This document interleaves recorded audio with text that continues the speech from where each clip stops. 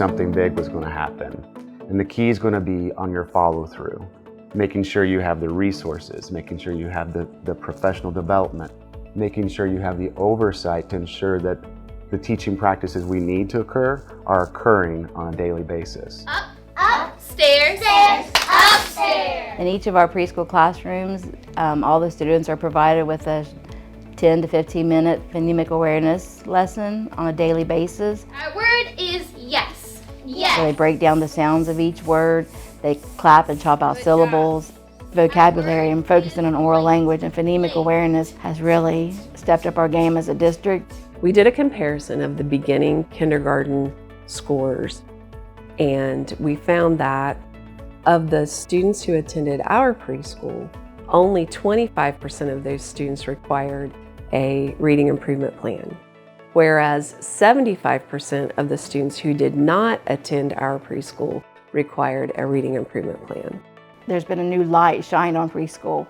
We always fight the battle of it's just play, and now we have something to show you. Those are all things that are intentional teaching practices based on the science of reading. It just makes all the difference for them. It changes their whole trajectory. Now our expectations are yes, our kids can do it. They're going to be reading complex text, and that foundation we're giving them in our preschool program is just setting them up for success for that. This is the most comprehensive approach that we've taken to school improvement. The success to that lies in the foundational pieces that we're putting in place in preschool. So when you think about that and the start that they're getting, it's good. One of the challenges was that adolescent English teachers don't necessarily have the foundational skills with basic reading concepts. So we really had to devise a plan to align our professional development with our data analysis, with our implementation. We made a shift to adopt a comprehensive data analytics and management tool that allowed us to strap all of these pieces of information together into one place for us so that we could have a global look at what's going on for a young person or child and what their particular areas of need were. Oftentimes, kids that struggle the most, they are the best at hiding.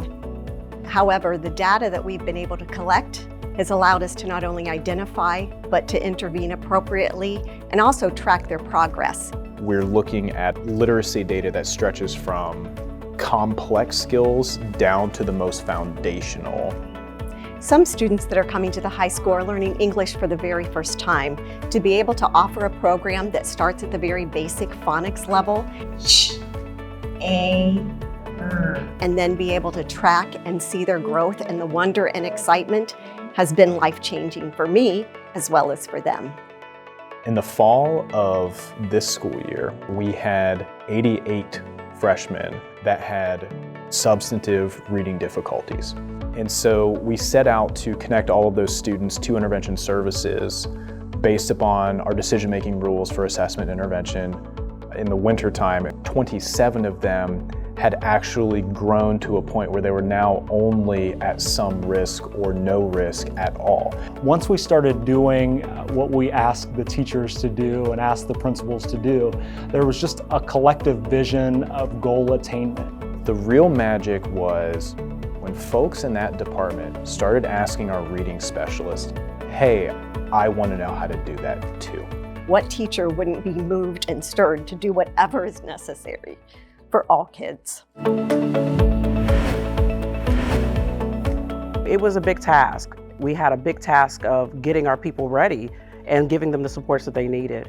The professional development that our staff has engaged in has really taught us about the science of reading and how to apply it into our classroom. If you don't remember, what can we do? Look in the text. Our students in grades 3 through 5 engage in vocabulary instruction every single day. It is based in our curriculum, so they will see it before they begin their reading, so they'll do some pre-reading strategies. There's a multitude of activities that they engage in. Yes, true. I was thinking the same thing. When we were learning about the human body, we also have a part in our ear called the anvil.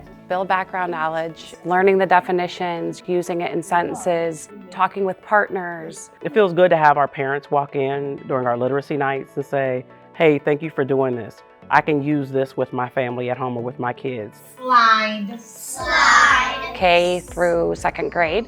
Our students engage in phonemic awareness activities every single day. Things you have on paper. Activities typically include rhyming, segmenting, blending, onset and rhyme, and the students engage with hand motions and call and response. Start on the top. Start on the top. Long line down. This activity helps them to understand how words are put together and taken apart.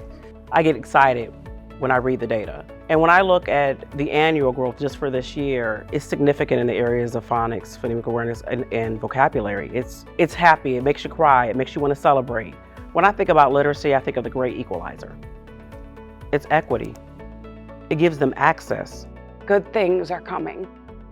It's a start to empowering every child to meet their potential and do what they can do.